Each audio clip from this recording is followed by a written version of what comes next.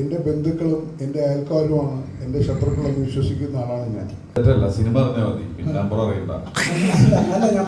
ആ എനിക്ക് ദുശീലമുണ്ട്, ആർക്കാണ് ഇല്ലാത്തെന്ന് പറ, സത്യസന്ധമായിട്ട് കൈയോർത്തി പറയാൻ സ്വരക്കൂട്ടിലല്ലേ ഞാൻ നിങ്ങളുടെ മുമ്പിൽ. നമസ്കാരം. ഒരുപാട് സന്തോഷം എല്ലാവരും എത്തിയതിൽ. നമ്മുടെ ക്രൂവിൻ്റെ സൈഡിൽ നിന്ന് വെൽക്കം ടു ഓൾ. നിങ്ങൾ കുറച്ച് പേരുടെ ഒരുപാട് കാലത്തെ സ്വപ്നവും ഹാർഡ് വർക്കൊക്കെയാണ് സിനിമ. സോ നിങ്ങൾക്ക് എന്തൊക്കെയാണ് ചോദിക്കേണ്ടതെന്ന് വെച്ചാൽ ചോദിക്കാം.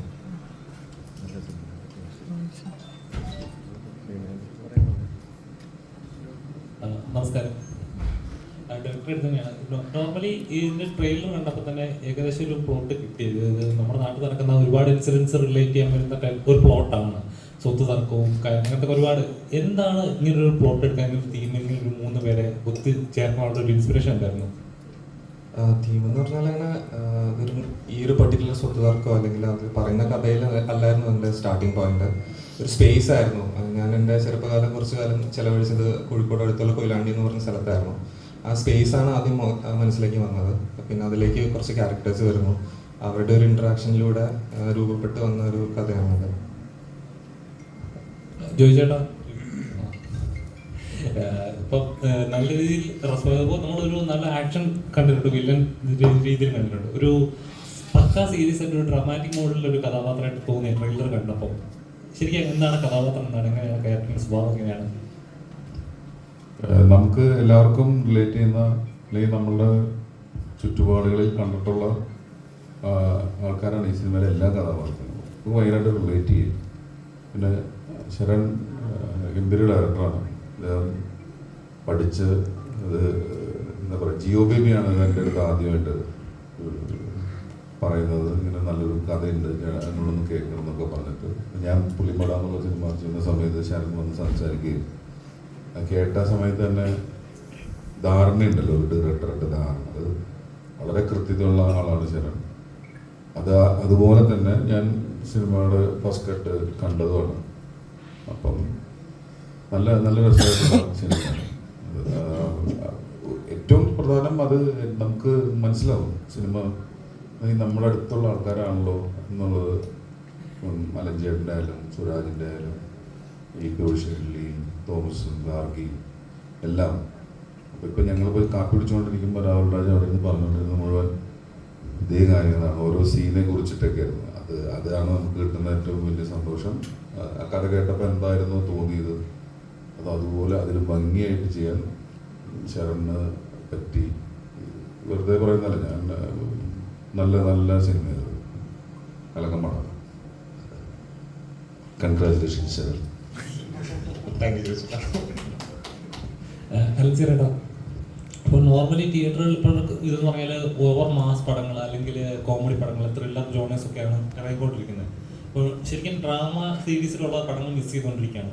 നാരായണയുടെ 3 മക്കൾ അതിന് മാറ്റമാവും? ഇതൊരു ഡ്രാമയല്ല, ഇതൊരു റിയലിസ്റ്റിക് മൂവിയാണ്. എൻ്റെ ചുറ്റും എൻ്റെ ബന്ധുക്കളും എൻ്റെ അയൽക്കാരുമാണ് എൻ്റെ ശത്രുക്കളെന്ന് വിശ്വസിക്കുന്ന ആളാണ് ഞാൻ. എൻ്റെ ശത്രു, ഏറ്റവും വലിയ ശത്രു ഞാനാണെന്ന് വിശ്വസിക്കുന്ന ആളാണ് ഞാൻ. ഈ സിനിമ നിങ്ങളങ്ങനെ ബോധ്യപ്പെടുത്തും. ഈ സിനിമയിലെ ശത്രുക്കൾ എല്ലാവരും അവരവർ തന്നെയാണ്. ശരിക്കും ലൈഫിലും നമുക്ക് റിലേറ്റ് ചെയ്യാൻ പറ്റും, നമുക്ക് കാണാം. ഉറപ്പായിട്ടും. അതുകൊണ്ടാണല്ലോ എനിക്ക് അഭിനയിക്കാൻ പറ്റുന്നത്. അത് ഡയറക്ടർക്ക് മനസ്സിലായതുകൊണ്ടാണല്ലോ എന്നെ കാസ്റ്റ് ചെയ്തത്. എന്നോട് വീട്ടിൽ വന്ന് കഥ പറയുമ്പോൾ കുറച്ച് ബീഹാറുകാരാണ് ആദ്യം ഇതിൻ്റെ പ്രൊഡ്യൂസർ ഭാഗമായിട്ട് വന്നിരുന്നത്. ആസാംകാർ. അപ്പോൾ കഥ കേട്ടു, എനിക്കിഷ്ടമായി.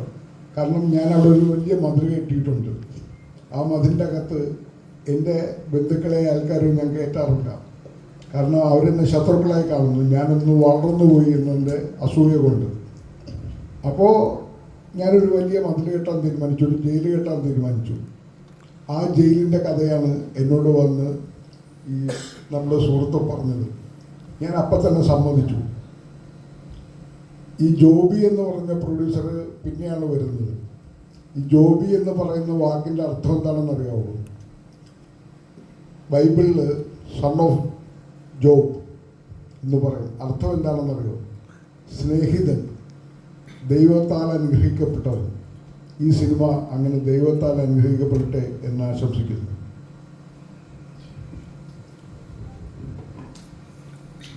ഡയറക്ടർ സാറിനോടാണ്, എന്തുകൊണ്ട് ജോച്ചേട്ടൻ, സുരാജേട്ടൻ, അലൻ ചേട്ടൻ, എന്തുകൊണ്ട് 3 ആൺമക്കൾ എന്ന് പറയുമ്പോൾ അവരെ തന്നെ തിരഞ്ഞെടുക്കാനുള്ള കാരണം? കാസ്റ്റിംഗ് ആണെങ്കിൽ ഉദ്ദേശിച്ചത് അല്ല, എന്തുകൊണ്ടോ അത് സംഭവിച്ചതെന്ന് പറയാം. അതായത് ഞാൻ എഴുതുന്ന സമയത്തായിരുന്നു ഇപ്പം ജോസേട്ടൻ്റെയും സുരാജേട്ടൻ്റെയും അലഞ്ചേട്ടൻ്റെ ഒക്കെ മുഖം മനസ്സിലേക്ക് വന്നത്. അപ്പം ആ സമയത്ത് ഇവരാരും എനിക്കറിയില്ല, എനിക്ക് ഇൻഡസ്ട്രിയിൽ അങ്ങനെ പ്രയർ എക്സ്പീരിയൻസ് ഒന്നുമില്ല.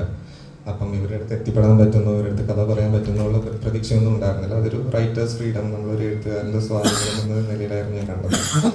പക്ഷെ എഴുതി കഴിഞ്ഞപ്പം എനിക്ക് ഓക്കെ രസമുള്ള സാധനമാണെന്ന് എനിക്കൊരു ബോധ്യം ഉണ്ടായിരുന്നു. അങ്ങനെയാണ് ആദ്യം പുലിമലയുടെ സെറ്റിൽ ഇപ്പോൾ ജോസേട്ടൻ പറഞ്ഞ പോലെ ജോസേട്ടൻ്റെ അടുത്ത് എത്തിയത്. അപ്പം ഇപ്പം പറഞ്ഞ അതേ കാര്യം തന്നെയായിരുന്നു ഒന്നും പറഞ്ഞത്, റിലേറ്റ് ചെയ്യാൻ പറ്റുന്ന ഒരു സ്റ്റോറിയാണ്. അപ്പോൾ അതെനിക്ക് പേഴ്സണലി ഭയങ്കര ഒരു കോൺഫിഡൻസ് ബൂസ്റ്റിംഗ് ആയിട്ടുള്ളൊരു സാധനമായിട്ട് തോന്നി. അങ്ങനെ അതിനുശേഷം സുരാജേട്ടൻ്റെ അടുത്തേക്കും ചേട്ടൻ്റെ അടുത്തേക്കും ഒക്കെ എത്തി, ഇവരെല്ലാവരും അടുത്തേക്കും എത്തി. നാരായണിൻ്റെ 3 ആൺമക്കളാണ്. ഈ ടൈറ്റിൽ എങ്ങനെയാണ്, എന്താണ് അതിൻ്റെ ഒരു റീസൺ? എന്തെങ്കിലും എക്സ്പീരിയൻസ് ഉണ്ടോ? ടൈറ്റിൽ എനിക്ക് തോന്നുന്നു ഈ സിനിമയിൽ ഏറ്റവും എനിക്ക് ബുദ്ധിമുട്ടായിട്ട് തോന്നിയ ഒരു കാര്യം ഇതിൻ്റെ ടൈറ്റിൽ ഫിക്സ് ചെയ്യാന്നുള്ളതായിരുന്നു. എഴുതുന്ന സമയത്ത് ഈ ടൈറ്റിൽ അല്ലായിരുന്നു. ഇവരുടെ അടുത്തൊന്നും കഥ പറയുമ്പം ഈ ഒരു ടൈറ്റിൽ ഉണ്ടായിരുന്നില്ല. എനിക്കത് ഷൂട്ടിൻ്റെ ഒരു 1 month മുന്നെയാണ് ഓക്കെ ഒരു ദിവസം രാത്രി എപ്പോഴായിരുന്നു ഇത് ആലോചിച്ചത്. പക്ഷെ വൺസ് ഇത് നാരായണീൻ്റെ 3 ആൺമക്കൾ എന്ന് പറഞ്ഞ ടൈറ്റിലേക്ക് എത്തിയപ്പം എനിക്ക് ഓക്കെ ഇതാണ് ഈ സിനിമ എന്നുള്ളൊരു ഒരു ഫീല് വന്നിരുന്നു. അതുപോലെ തന്നെ അതിൽ അപ്പം പേരിലൊരു നാട്ടുഭാഷയുടെ ഒരു ഇതുണ്ടല്ലോ, നാരായണീൻ്റെ എന്നൊക്കെ പറയും. അപ്പം ആ ഒരു പടത്തിനും ആ ഒരു ഫീലുണ്ട്. നാരായണിയാണ് മെയിൻ ക്യാരക്ടർ, മെയിൻ ലീഡാണോ അങ്ങനെ ഉദ്ദേശിച്ചാകട്ടെ പടം കാണും. ഓക്കെ. അതുപോലെ തന്നെ നമ്മുടെ ശരി സീരിയലില് ഏറ്റവും അറിയാലോ, സീരിയലിലെ മെയിൻ താരമായിരുന്നു. അപ്പോൾ സീരിയലിൽ നിന്ന് സിനിമയിലോട്ട് വന്നപ്പോൾ ഒരുപാട് സിനിമകളൊക്കെ ചെയ്തു. എങ്ങനെയായിരുന്നു എക്സ്പീരിയൻസ് കാര്യങ്ങളൊക്കെ ഈ സിനിമയില്? ഞാൻ സിനിമയിൽ നിന്നാണ് സീരിയലിലോട്ട് വന്നത്. ഓക്കെ, സീരിയലാണ് പക്ഷേ കൂടുതലും ഹൈപ്പ് കിട്ടിയത്. ഏഷ്യനെറ്റിലെ കുങ്കുമപ്പൂവാണ് റിലീസ് ചെയ്യുന്നത്. സിനിമയായാലും സീരിയലായാലും ഞാൻ കുറച്ച് വർക്കേ ചെയ്തിട്ടുള്ളൂ. പക്ഷേ ചെയ്ത വർക്കൊക്കെ ഈ പറഞ്ഞ പോലെ ആൾക്കാരുടെ മനസ്സിൽ നിൽക്കുന്ന വർക്ക്സ് ആയിരുന്നു. അപ്പം വലിയ ഡിഫറൻസ് എന്ന് പറയുന്നത് ഒന്നുമില്ല. It is all about crafting. That's it. Ma'am, അതിൽ നിന്ന് ഞാൻ ചോദിച്ചോട്ടെ, അതായത് ഇപ്പം കഴിഞ്ഞിടയിലുണ്ടായ ഒരു വിവാദം ഉണ്ടായിരുന്നു. അതായത് ഇപ്പം സീരിയലുകൾ പ്രേക്ഷകർക്ക് നൽകുന്ന ഒരു നെഗറ്റീവ് മെസ്സേജസ് ആണ് സീരിയലുകൾ നൽകുന്നത് എന്നൊരു ഇതുണ്ടായിരുന്നു. മാം അതുപോലെ ഇൻഡസ്ട്രിയിലാണെന്ന്, കാരണം കുടുംബ പ്രേക്ഷകർക്ക് കൂടുതൽ റിലേറ്റ് ചെയ്യാൻ പറ്റുന്ന സീരിയലുകളാണ്.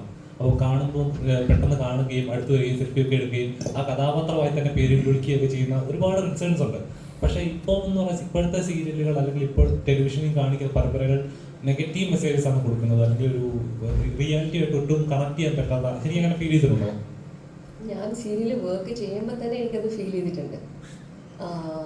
കുങ്കുമപ്പൂ എന്തോ ബാക്കിയുള്ള സീരിയലുകളിൽ നിന്ന് അന്ന് കുറച്ച് വ്യത്യാസമുണ്ടായിരുന്നു. അതുകൊണ്ടാണ് അത് ഹിറ്റ് ആയത്. ആ സമയത്ത് തന്നെ ഇതുപോലെ വലിച്ചു നീട്ടുക എന്ന് പറഞ്ഞൊരു സമ്പ്രദായം ഉണ്ടായിരുന്നല്ലോ. ടാം റേറ്റിംഗ് നോക്കി ചെയ്യുക. ബേസിക്കലി കുടുംബ പ്രേക്ഷകർ നമ്മുടെ വീട്ടിലെ സ്ത്രീകൾ, എസ്പെഷ്യലി അമ്മൂമ്മമാരൊക്കെ അവരുടെ ജോലിയൊക്കെ കഴിഞ്ഞ് എല്ലാവരും കുടുംബമായിട്ട് വന്ന് ടി വിക്ക് മുന്നിൽ ഇരിക്കുന്ന സമയമാണ്. അതുകൊണ്ടാണ് സീരിയലിന് ഇത്രയും അക്സെപ്റ്റൻസ് കിട്ടിയത്. അപ്പോൾ ആ സമയത്ത് നമുക്ക് ഈ പറഞ്ഞ പോലെ റിലേറ്റ് ചെയ്യാൻ പറ്റുന്ന നമ്മുടെ വീട്ടിൽ ചുറ്റുപാടിൽ നടക്കുന്ന കഥകളുടെ ഒരു ലോങ് ഫോർമാറ്റാണ്, ഷോർട്ട് ഫോർമാറ്റാണ് സിനിമ. അതിനൊരു ലോങ് ഫോർമാറ്റാണ്. അതിന് ആ രീതിക്ക് റിയാലിറ്റിയോട് ഒത്ത് എടുത്തു കഴിഞ്ഞു കഴിഞ്ഞാൽ ഒരു പ്രശ്നവുമില്ല. അങ്ങനെ എടുക്കാത്തതാണ് അതിൻ്റെ പ്രശ്നം. അപ്പം അതിനോട് എനിക്ക് വിയോജിപ്പാണ്.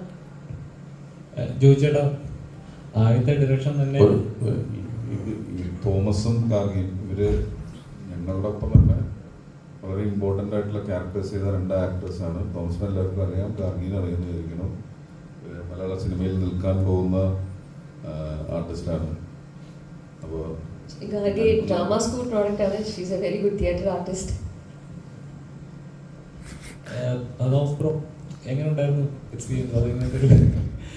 ഒരു പ്രോജക്റ്റ് ഒരു കുറച്ച് മിസ്റ്റേക്ക് ഉണ്ട്, ട്രെയിലർ പറയുന്നുണ്ട് ഈ ഫാമിലിയിൽ ഒരുപാട് ഡാർക്ക് സീക്രട്ടുകൾ ഉണ്ടെന്നുള്ളത്. ശരിക്കും അതുണ്ടാവും? കുറച്ചൊക്കെ കണ്ടോ പടം കാണുമ്പോ ഇനി അതുകൂടി പറഞ്ഞ പിന്നെ കാണാനൊന്നും ബാക്കിയില്ലല്ലോ. നല്ല സിനിമ എന്തായാലും എനിക്ക് ഒരുപാട് ആഗ്രഹിച്ച് ഇപ്പം ഇറങ്ങുന്ന ഈ സമയമാകുമ്പോഴത്തേക്കും അത് ഇറങ്ങുന്നതിൻ്റെ ഒരു സന്തോഷം അതുണ്ട്. അല്ലാണ്ട് ഇപ്പോൾ ചോദ്യത്തിൽ നിന്നൊക്കെ വഴി അല്ലാണ്ട് അങ്ങോട്ടും ഇങ്ങോട്ടൊക്കെ പോകും. അത്രേ ഉള്ളൂ. അടിപൊളി എക്സ്പീരിയൻസ് ആയിരുന്നു. തോമസ് മാത്യു എന്തോ ആനന്ദം തുടരിനകത്തുണ്ടെന്ന് അറിയുന്നുണ്ട്. ആനന്ദം, ആ.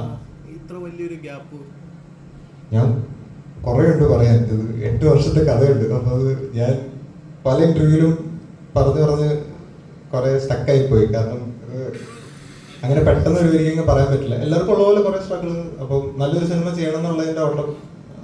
അപ്പം ഇന്നിവിടെ ഇങ്ങനെ എത്തി നിൽക്കുമ്പോൾ വലിയ സന്തോഷം. അപ്പം നാരായണീൻ്റെ 3 ആൺമക്കൾ എല്ലാവരും ഫെബ്രുവരി 7 കാണണം. ആനന്ദം പോലെ ഇതിത്തെ ക്യാരക്ടറിനും പ്രേക്ഷകർ അത് സ്വീകരിക്കും വിചാരിക്കുന്നുണ്ടോ? എനിക്ക് ഭയങ്കര ഇഷ്ടമാണ് ഈ ക്യാരക്ടർ. അത് ഭയങ്കര പേഴ്സണലാണ്. പക്ഷെ അറിഞ്ഞൂടാ, എല്ലാവരും സ്വീകരിക്കട്ടെ. ഇപ്പൊ ഫെബ്രുവരിയാണ്, വാലന്റൈൻസ് ഡേ കണ്ടുകൊണ്ടിരിക്കുകയാണ്. അപ്പൊ ഇവിടെ ഇവിടെ ഭയങ്കര ചിരി. അപ്പൊ നോർമലി ഇൻസ്റ്റയിൽ വരുന്ന റീല്, വാട്സാപ്പിൽ വരുന്ന സ്റ്റാറ്റസുകളിലൊക്കെ താങ്കളും ഉണ്ട്. ഫെബ്രുവരി റൊമാൻറ്റിക്, ഇപ്പോഴും അങ്ങനെ റൊമാൻറ്റിക് സ്റ്റാർ ആയിട്ട് തന്നെ നിൽക്കുന്ന താല്പര്യമുണ്ടോ? ഒന്നോട് പറയാ, കേട്ടില്ല. ഇവിടെ ചിരിച്ചിരിച്ച് ഫെബ്രുവരി ആണല്ലോ, വാലന്റൈൻസ് ഡേ ആണ്. അതിന് നമുക്ക് വരുന്ന സ്റ്റാറ്റസ്, റീൽസുകൾ എല്ലാം നോക്കുമ്പോൾ തന്നെ ആനന്ദത്തിലെ സീനുകളൊക്കെ ഉണ്ട്. ആ റൊമാൻറ്റിക് ആയിട്ടുള്ള സീൻസുകളും ആ മൊമെന്റ്സുകൾ. അപ്പം അങ്ങനെ ഒരു ക്യാരക്ടർ തന്നെ നിൽക്കണം എന്ന് താല്പര്യമുണ്ട്, ഒരു റൊമാൻറ്റിക് സ്റ്റാർ ആയി? ഇല്ല, അങ്ങനെയൊന്നുമില്ല. നല്ല സിനിമകൾ ചെയ്യുക, ഇങ്ങനെയൊന്നുമില്ല. ഇത് ജോലിയോടെ പറഞ്ഞോണ്ട് എല്ലാ ക്വസ്റ്റിനും എന്റെ നേരെയാണോ ഇവിടെ ചെയ്യും? ഇല്ല, അങ്ങനെയൊന്നുമില്ല. നല്ല സിനിമകൾ ചെയ്യണമെന്നുണ്ട്. അതിനുവേണ്ടിയുള്ള ഓട്ടമായിരുന്നു ഈ പറഞ്ഞ 8 വർഷം. അപ്പോൾ നീ ഇപ്പൊ നിഖിലിനാണ് ഇന്നത്തെ ക്യാരക്ടറിന്റെ പേര്, അതുപോലെ ചെയ്യാൻ പറ്റട്ടെ എന്ന് വിചാരിക്കുന്നു. ഹലോ ഗാർഗി, എവിടെ ഇതിനൊരു മറുപടി ഞാൻ പറഞ്ഞോട്ടെ. ഇന്നത്തെ വാലന്റൈൻസ് ഡേ എനിക്കത്ര സുഖകരമായ ഡേ അല്ല. കാരണം എൻ്റെ കഥാപാത്രത്തിന് അത്ര ഇഷ്ടമല്ല ആ വാലന്റൈൻസ് ഡേ. എനിക്കത് കൗ ഡേ ആയിട്ട് ആഘോഷിക്കാനാണ് ഇഷ്ടം. അത് സിനിമ കാണുമ്പോൾ എനിക്ക് മനസ്സിലാവും. ജീവിതത്തില് വാലന്റൈൻസ് ഡേ ഒക്കെ ആഘോഷിച്ചിട്ടുണ്ടോ? ഇഷ്ടം പോലെ ഇപ്പോഴും ആഘോഷിക്കുന്നുണ്ട്. പക്ഷെ കഥാപാത്രത്തിന് ഇഷ്ടമുള്ളതേ ഉള്ളൂ. അല്ല, അത് എന്തിന്റെ ബേസിലായിരുന്നു ആ ചോദ്യം? ജീവിതത്തിൽ എപ്പോഴെങ്കിലും വാലന്റൈൻസ് ഡേ ആഘോഷം അലച്ചേട്ടൻ ചോദിച്ചത്? അത് ചെറുപ്പക്കാരനായതുകൊണ്ട്. ഹലോ ഗാർഗി, ഡ്രാമയിൽ നിന്നാണ് സിനിമയിലേക്ക് വരുന്നത്. ഇപ്പോ ഇൻട്രൊഡക്ഷൻ തന്നായിരുന്നു. അപ്പോ എങ്ങനെയാണ് ഈ സിനിമയിലേക്ക് എത്തുന്നത്? ആ ഒരു പ്രോസസ് പറയാമോ? വീട്ടില് ശരണിന്റെ SRTL ഷോർട്ട് ഫിലിം ചെയ്തിട്ടുണ്ടായിരുന്നു മുമ്പ്, അതിൽ വർക്ക് ചെയ്തിട്ടുണ്ടായിരുന്നു. അപ്പൊ അങ്ങനെ അത് കഴിഞ്ഞ് ഈ പടം ചെയ്യുന്നിടത്ത് ശരൺ എന്നെ വിളിച്ചു. ആ കഥാപാത്രം കേട്ടപ്പോ എന്താണ് തോന്നിയത്? ആത്മാർത്ഥമായിട്ട് പറയണമെങ്കിൽ ഒരു 2-3 വർഷം മുമ്പായിട്ട് എനിക്ക് എക്സാക്ട്ലി ഓർമ്മയില്ല എന്നാ പറഞ്ഞത്. ബട്ട് ഇഷ്ടപ്പെട്ടതുകൊണ്ടാണല്ലോ പിന്നെ ചെയ്യുന്നത്. So like I like this character. ചെയ്തത് എനിക്ക് ഇഷ്ടപ്പെട്ടു. And it's very like it was very easy to work with Sharan. ഈ പോസ്റ്റർ കണ്ടപ്പോ തോന്നിയതാണോ എന്നറിയില്ല, തോമസും ഗാർഗിയുമാണ് ഈ സിനിമയെ ലീഡ് ചെയ്യുന്നത് എന്ന് തോന്നുന്നുണ്ട്. എല്ലാവരും ഇപ്പോൾ ജോജു ജോർജ്, സുരാജ് വെഞ്ഞാറമ്മൂട്, അലൻസിയർ ലോപ്പസ് എന്നുള്ള രീതിയിൽ നിൽക്കുമ്പോൾ തന്നെ നിങ്ങൾ രണ്ടുപേരും ഈ സിനിമയിലെ വളരെ നിർണായകമായ ഒരു ഭാഗം കൈകാര്യം ചെയ്യുന്നു തോന്നുന്നുണ്ട്. ആ സംശയം ശരിയാണോ? ഇതിൽ ഒരു ഫാമിലി ആണല്ലോ. ഫാമിലിയിൽ എല്ലാവർക്കും അവരവരുടെ റോൾ പ്ലേ ചെയ്യാനില്ലേ? അപ്പോൾ അങ്ങനെ ഒരു കുടുംബത്തിൽ എല്ലാവരും ഇമ്പോർട്ടൻ്റ് ആണ് എന്നുള്ള രീതിയിൽ ഞങ്ങളും ആ കുടുംബത്തിന്റെ ഭാഗമാണല്ലോ. ഡാർക്ക് സീക്രട്ട് എന്നുള്ളൊരു വാക്ക് തന്നെ ചോദിച്ചേട്ടാ, ആദ്യത്തെ ഡയറക്ഷൻ തന്നെ സൂപ്പർ ഹിറ്റ് അടിച്ചിരിക്കുകയാണ്. അപ്പോൾ എന്നാണ് ഇനി അടുത്ത സംരംഭം? ആളുകൾ കാത്തിരിക്കുകയാണ്. ഉണ്ടാവും, ചെയ്യണം. ഉടനെ പ്രതീക്ഷിക്കാല്ലേ? എന്നെ നായകനാക്കിയിട്ടാണ് അലൻസിയറിനെ പോലെ മാസ് ഫൈറ്റൊക്കെ നമുക്ക് പ്രതീക്ഷിക്കാം. അലൻസിയറിന് ഇഷ്ടപ്പെട്ട പടം കണ്ടോ?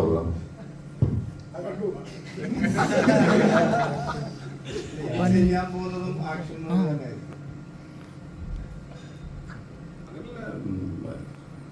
നമുക്ക് അങ്ങനെയൊന്നും പറയാൻ പറ്റില്ല. എങ്ങനെയാ പറഞ്ഞത് കൂടുതൽ action ഇങ്ങനെ അങ്ങനെ ഒരു കാറ്റഗറി ഒന്നുമില്ല. വടി ഡൂ ആയിരിക്കും. നോർമലി ഇങ്ങനൊരു ഇവിടെ തന്നെ അതിപ്പം പണി ഇറങ്ങിയ സമയത്ത് നമ്മൾ കണ്ടായിരുന്നു എന്തൊക്കെ പ്രശ്നങ്ങളാണ് റിവ്യൂവിന് ബേസ് ചെയ്തിട്ടുള്ളത്. പക്ഷേ അതിന് ശേഷം ഇറങ്ങിയ പടങ്ങളായാലും ഓവർ വയലൻസ് ഉള്ള പടങ്ങൾക്ക് വന്നിട്ട് പോലും അതിനെ ആരാധിക്കുകയും തിയേറ്ററിൽ തിരക്ക് കൂടുന്ന ഒരു പ്രവണത നമ്മൾ കണ്ടായിരുന്നു. ശരിക്കും വയലൻസ് എന്നുള്ളത് ഒരു എന്റർടൈൻമെന്റ് ആയി മാറിക്കൊണ്ടിരിക്കാൻ തോന്നുന്നുണ്ട്. അല്ല, വേറെ കണ്ടന്റുകൾ ഇറങ്ങുന്നില്ലല്ലോ, അതല്ലേ പ്രേക്ഷകർക്ക് ഇഷ്ടപ്പെടുന്ന വേറെ കണ്ടന്റുകൾ അവർ ഇഷ്ടംപോലെ ആളുകൾ എൻ്റെ അടുത്ത് തന്നെ പറഞ്ഞിട്ടുണ്ട്. കുറേ ലവ് സ്റ്റോറി കാണണം, ഫീൽ ഗുഡ് സിനിമ കാണണം, തമാശ പടങ്ങൾ വരണം, അങ്ങനെ മാറി വരുമായിരിക്കും. ഇനി അങ്ങനെ ജോണറുകളൊക്കെ മാറി വരുമായിരിക്കും. നല്ല അങ്ങനത്തെ സിനിമകളൊക്കെ കാണണമെന്ന് എല്ലാവർക്കും ആഗ്രഹമുണ്ട്. അത് തന്നെയാണ് ഈ സിനിമയുടെ കാര്യത്തിലും നമുക്ക് ഇതൊരു എന്തോ ഇതിൽ നിന്നെല്ലാം വിട്ടു നിന്നിട്ടുള്ള ഭയങ്കര രസമുള്ളൊരു സിനിമയാണ്. നല്ല ഈ ബിരിയാണിയൊക്കെ കഴിച്ചിട്ട് നമ്മൾ പാർസറത്ത് കുടിക്കുന്ന പോലെ. ചോദിക്കാൻ കാരണം കാരണമൊന്നുമല്ല. അപ്പൊ എനിക്ക് പേഴ്സണലി തോന്നിയുണ്ട്, കാരണം ചേട്ടനെ ഇങ്ങനെ കാരണം അതിലും വലിയ പടങ്ങൾ ഇറങ്ങിയിട്ട് പോലും ആരും മൈൻഡ് ചെയ്യാതെ വിടുന്നു. അപ്പൊ ചേട്ടനെ ടാർഗറ്റ് ചെയ്യപ്പെടുന്നുണ്ടോ എന്നൊരു തോന്നൽ, അതാണ് ചോദിച്ചത്. ചേട്ടനെ ഇങ്ങനെ ടാർഗറ്റ് ചെയ്യുമ്പോൾ കാരണം അത് കഴിഞ്ഞിട്ടും വേറെ പടങ്ങൾ ഇറങ്ങി, അതിനൊന്നും കുഴപ്പമില്ലാതെ ഓടിക്കൊണ്ടുപോയി. അപ്പോൾ ഒരാളെ ഇങ്ങനെ ടാർഗറ്റ് ചെയ്ത് നശിപ്പിക്കാൻ വേണ്ടിയിട്ട് ഈ പറയുന്ന സിനിമ പറഞ്ഞ പോലെ പുറത്തുള്ളവരെക്കാൾ അകത്താണ് ശത്രുക്കൾ എന്ന് പറഞ്ഞ പോലെ ആണോ?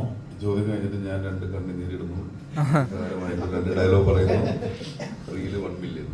പണിയെടുക്കുന്നവന് പണി കിട്ടും, പണിയെടുക്കുന്നവന് പണി കിട്ടും. ഇനി പണി രണ്ടാമത്തെ എടുക്കാൻ പോയാണ് നമ്മൾ, അത് എന്നെ വെച്ചിട്ട്. ജോജിച്ചേട്ടാ ഇവിടെ ജോജിച്ചേട്ടാ, അതായത് ഒരു നല്ല നടനാവണമെങ്കിൽ സിനിമയുടെ പിന്നാമ്പുറവും അറിഞ്ഞിരിക്കണം എന്നൊരു സന്ദേശമാണ് ജോജിച്ചേട്ടന്റെ ഒരു വളർച്ചയിൽ എനിക്ക് പേഴ്സണലി തോന്നുന്നത്. അല്ല, ഞാൻ പറഞ്ഞത് ആ വന്ന വഴിയാണ്. അതായത് ഒരു ജൂനിയർ ആർട്ടിസ്റ്റ് എല്ലാ അർത്ഥത്തിലും നല്ലോണം വേർപ്പൊഴുക്കി തന്നെയാണ് ഇവിടെ വരെ എത്തി നിൽക്കുന്നത്. ഇപ്പൊ കൂടി ഞാൻ ശ്രദ്ധിച്ചു ഡയറക്ടറിനെ അപ്രിഷിയേറ്റ് ചെയ്യുന്നത്. അതായത് എല്ലാവരും ചോദ്യങ്ങൾ ജോജിച്ചേട്ടനോട് പോകുമ്പോൾ നല്ലൊരു വർക്കാണ് ഇവൻ ചെയ്തിരിക്കുന്നത് ഒരു ഡയറക്ടർ പോയിന്റ് ഓഫ് വ്യൂ ഇതില്. അപ്പൊ പണ്ട് മുതൽ ഇങ്ങനെയാണോ? അതായത് ഒരു സംവിധായകന്റെ കലയാണ് സിനിമ എന്ന് പൂർണ്ണമായി വിശ്വസിക്കുന്ന ഒരാളാണോ? 100% അങ്ങനെയാണല്ലോ. സംവിധായകന്റെ കല തന്നെയാണ് സിനിമ. അത് തർക്കമില്ലാത്ത കാര്യം, ഞാൻ പറയണതല്ല, അതാണ് അതിന്റെ സത്യം. അതെ. അപ്പോ ഈ സിനിമയിൽ നാരായണന്റെ 3 മുഖങ്ങൾ സിനിമയിൽ നല്ല എണ്ണം പറഞ്ഞ 2 നടന്മാര് ഒപ്പം കട്ടയായിട്ടുണ്ട്. അലൻസിയർ ലോപ്പസ് എന്നുള്ള നടനും സുരാജ് വെഞ്ഞാറമ്മൂടും. അപ്പോൾ നിങ്ങളുടെ ഒരു കോമ്പിനേഷനാണ് ഈ സിനിമയുടെ ഏറ്റവും വലിയ ഹൈലൈറ്റ്. അപ്പോൾ ഇവരൊപ്പം വർക്ക് ചെയ്യുമ്പോൾ മത്സരം ഉണ്ടായിരുന്നോ? നിങ്ങൾ എങ്ങനെയാണ് ഒരു ഗിവ് ആൻഡ് ടേക്ക് നടത്തിയിരുന്നത്? ഞങ്ങൾ രാവിലെ എണീറ്റിട്ട് ഞങ്ങളൊരു 100 മീറ്റർ ഓടി വെക്കും. ആളാണ് അന്നത്തെ ഹീറോ. ഒന്നുമില്ല, ഞങ്ങളെല്ലാവരും, ഞാൻ സുരാജായാലും ചേട്ടനായാലും നമ്മൾ പറയേണ്ട കാര്യമില്ല. ഇപ്പം നിങ്ങൾ തന്നെ പറഞ്ഞു, എണ്ണം പറഞ്ഞ നടന്മായിരുന്നു. അപ്പോൾ ഭയങ്കര രസമായിരുന്നു ആ ഷൂട്ട്. അതിലുപരി ഭയങ്കര ക്ലാരിറ്റി ഉള്ള ഒരു ഡയറക്ടർ. 28 ദിവസമല്ലേ, 29 ദിവസം കൊണ്ടാണ് ആ സിനിമ ഷൂട്ട് ചെയ്തത്. വെൽ ഡിസൈൻഡ് ആയിട്ടാണ് അത് ചെയ്തത്. അങ്ങനെ ഇത്ര കൃത്യതയോട് കൂടിയിട്ടൊക്കെ ഒരു സിനിമ ചെയ്യണമെങ്കിൽ നല്ല അറിവുണ്ടാവണം. ഇത്രയും അറിവുള്ള ഒരാൾ തന്നെയാണ് ശരണ്യ. ഇനിയുള്ള സിനിമകളും നന്നാവും. ഇപ്പം നിങ്ങൾ നാളെ സിനിമ ചെയ്യുമ്പോൾ റിവ്യൂ ചെയ്യുമ്പോഴും ഇതൊക്കെ കാക്കാൻ പോണ ഒരു കാര്യം തന്നെയാണ്, ഒരു ഡൗട്ടില്ല അതിൽ. ഞങ്ങൾ നല്ല അഭിനയിച്ചത് നല്ല എന്താ പറയുക, എനിക്ക് ചേട്ടനോട് ഞാൻ ആരാധിക്കുന്ന ഒരു നടനാണ് ചേട്ടൻ. അപ്പോൾ സുരാജ് എന്ന് പറഞ്ഞു കഴിഞ്ഞാൽ എൻ്റെ വർഷങ്ങളായിട്ടുള്ള കൂട്ടുകാരനാണ്. ഞാൻ സുരാജിൻ്റെ കൂടെയാണ് ഏഷ്യാനെറ്റ് ഫിലിം അവാർഡ്സൊക്കെ കാണാൻ പോവുക. അപ്പോൾ അങ്ങനെ തുടങ്ങിയിട്ടുള്ള കമ്പനിയാണ്. അപ്പോൾ ഞങ്ങൾ ഒരുമിച്ച് അഭിനയിച്ചതൊക്കെ ഭയങ്കര നല്ല രസമായിട്ടുള്ള ഇതായിരുന്നു. മത്സരോട്ടമൊന്നുമില്ല, നിയമപരമായിട്ടുള്ള സ്പീഡിൽ വൃത്തിക്ക് വണ്ടി ഓടിച്ച് അവിടെ എത്തിക്കുക എന്നുള്ളൊരു കാര്യം മാത്രമേ ഉള്ളൂ. മത്സരോട്ടത്തിനുള്ള മലയാള സിനിമയിലെ അഭിനയ രാജാവായിട്ടുള്ള തിലകൻ സാറുമായിട്ട് അലൻസിയറിനെ കമ്പയർ ചെയ്യുന്ന ഒരു വിഭാഗമുണ്ട്. എന്തടിസ്ഥാനത്തിലാണ് അങ്ങനെ ഒരു കമ്പാരിസൺ ഒരു നടനെന്നുള്ളത് തോന്നിയിട്ടുണ്ടോ? എനിക്ക് ഭയങ്കര സങ്കടകരമായിട്ടാണ് തോന്നിയിട്ടുള്ളത്. ഞാൻ ആർക്കും പകരക്കാരനല്ല. എനിക്കുള്ള സ്ഥാനം എന്ന് പറയുന്നത് എൻ്റെ ഈ ഇരിക്കുന്ന കസേര മാത്രമാണ്. തിലകസാറിൻ്റെ സിംഹാസനത്തിലിരിക്കാനുള്ള യോഗ്യത ഒന്നുമില്ല. ഒരാളെ നിങ്ങൾ താരതമ്യം ചെയ്തത്. നിങ്ങൾ നേരത്തെ ജോജുവിനോട് ചോദിച്ചു ഞങ്ങൾ മത്സരോട്ടം നടത്തിയോ. ഞങ്ങൾ ഒളിമ്പിക്സ് ഓട്ടത്തിൽ പോയതല്ല. കല എന്ന് പറയുന്നത് കായിക മത്സരം പോലുള്ളൊരു പരിപാടിയല്ല. അതൊരു കൊടുക്കലും അങ്ങനെയാണ് കലയിൽ. ഇദ്ദേഹം തരുന്ന ഒരു ആക്ഷന് ഞാൻ റിയാക്ഷൻ കൊടുത്തിട്ടില്ലെങ്കിൽ ഇദ്ദേഹത്തിൻ്റെ ആക്ഷൻ ശൂന്യമായി പോകും.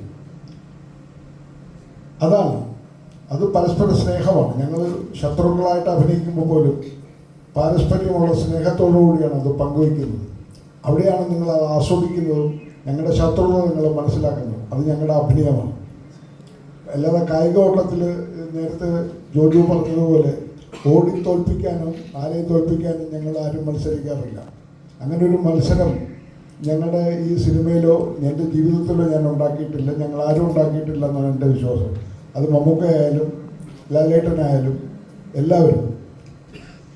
ശരൺ എന്ന് പറയുന്ന ഡയറക്ടർ നിർദ്ദേശിക്കുന്ന വരമ്പിൽ നിന്നിട്ട് വരച്ചിരുന്ന ഒരു കളത്തിൽ നിന്നുള്ളിൽ നിന്ന് മാത്രമേ ഞങ്ങൾക്ക് ചലിക്കാൻ പറ്റൂ.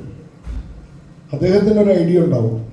ഞങ്ങൾ ക്യാമറയുടെ ലെൻസിൻ്റെ മുമ്പിൽ നിന്നാണ് അഭിനയിക്കുന്നത്, അല്ലാതെ ഞങ്ങൾ ഓട്ട മത്സരം നടത്തുകയല്ല. പിന്നെ കുറേ ജഡ്ജിമാർ വരും. ആ 6 ജഡ്ജിമാർ വന്നിട്ട് ജൂറി മത്സരത്തിലിരുന്നിട്ട് ആ ജൂറി മാമന്മാരിരുന്ന് പറയും ഇയാളാണ് മികച്ച നടൻ. അത് അവർക്ക് തോന്നിയതുകൊണ്ടാണ്. അപ്പോൾ അടുത്ത കുറേ ജൂറിമാർ വരും. അവർക്ക് തോന്നും ഇവനല്ല അയാളാണ് മികച്ച നടൻ. അപ്പോൾ അവർക്ക് തോന്നും അവർക്ക് കൊടുത്തളാണ്. അത്രയേ ഉള്ളൂ കാര്യം. ജൂറിമാരുടെ തീരുമാനത്തിൻ്റെ അടിസ്ഥാനത്തിലാണ് ഈ അവാർഡുകൾ നിർണ്ണയിക്കപ്പെടുന്നത്. അല്ലാതെ ഞങ്ങൾ ഓട്ട മത്സരം നടത്തിയിട്ടല്ല. അതുകൊണ്ട് എനിക്ക് പറയാനുള്ളത്, ഇത് ഒരു വർഷം കിട്ടുന്ന അവാർഡും ഈ ഒളിമ്പിക്സിന് കിട്ടുന്ന അവാർഡ് പോലെ താരതമ്യം ചെയ്യരുത്. അതവർ കായികാധ്വാനം ചെയ്തുണ്ടാക്കുന്നതാണ്. ഞങ്ങൾ മാനസികാധ്വാനം കൊണ്ട് ചെയ്യുന്ന, സ്നേഹം കൊണ്ടുണ്ടാക്കുന്ന, പാരസ്പര്യത്തോടെ ഞങ്ങൾ സ്പർശിച്ചിരിക്കുന്ന, സ്നേഹത്തോടെ ഉണ്ടാക്കുന്ന അവാർഡുകളാണ്. അതാണ് ഞങ്ങളുടെ സ്നേഹം.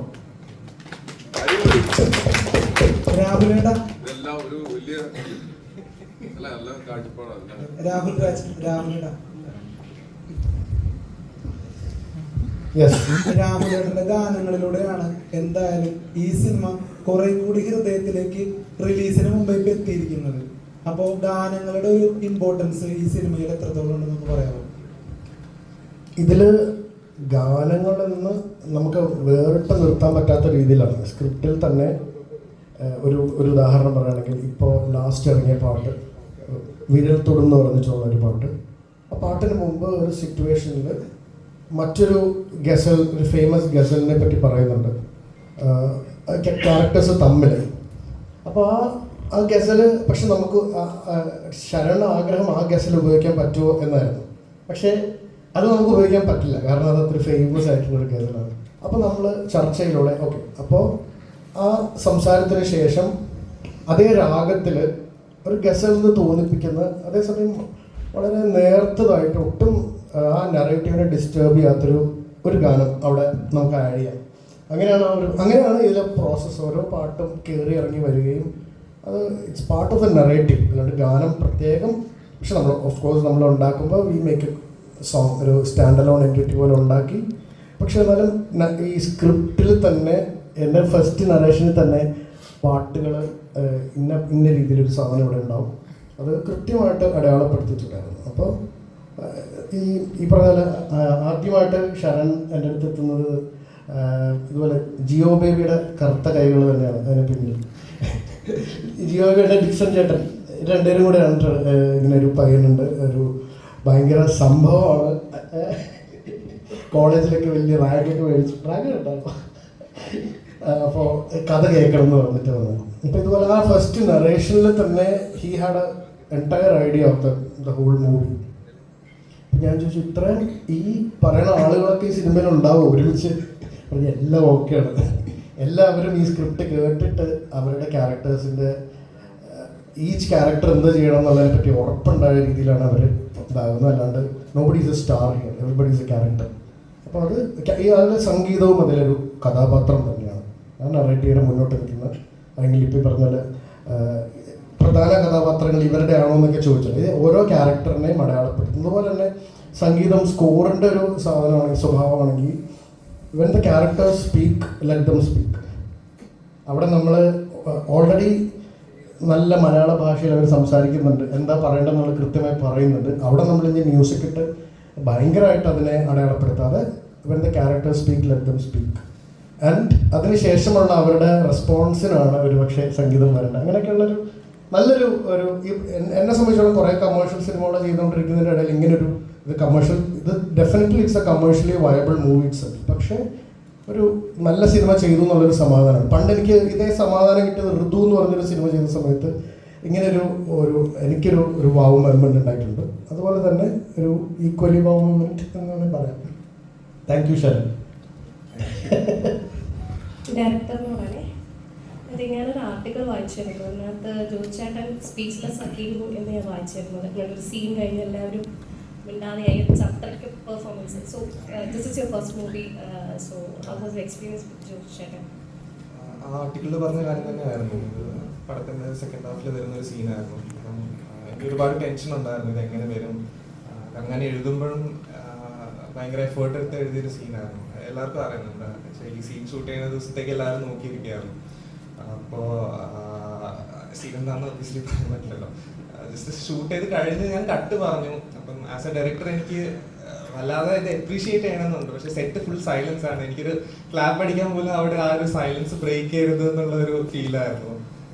പക്ഷെ എല്ലാവരുടെ മുഖത്തും ആ ഒരു നമ്മളൊരു ഭയങ്കര സാറ്റിസ്ഫൈഡ് ആയിട്ടുള്ള ഒരു മൊമെന്റ് ഉണ്ടാവില്ല. അത് എല്ലാവരും ആസ് എ ഡയറക്ടർ എൻ്റെ മാത്രമല്ല, റൂമിലെ എല്ലാവരുടെയും ലിറ്ററലി നമ്മൾ സ്പീച്ച്ലെസ് ആയിരുന്നു. ഇപ്പോഴും കഴിഞ്ഞ ദിവസം കൂടെ നമ്മുടെ ഒരു ക്രൂ മെമ്പർ എന്നെ വിളിച്ചപ്പോൾ പറഞ്ഞു അത് കാണണം, അന്നത്തെ ആ ഒരു ഇത് റിലീവ് ചെയ്യണം എന്നൊക്കെ ഇങ്ങനെ പറഞ്ഞിരുന്നു.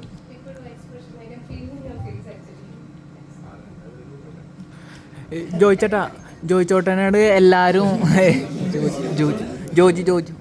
ജോയിച്ചേട്ടനെ എവിടെ പോയാലും എല്ലാവരും ചോദിക്കുന്നത് റെട്രോനെ കുറിച്ചിട്ടാണ്.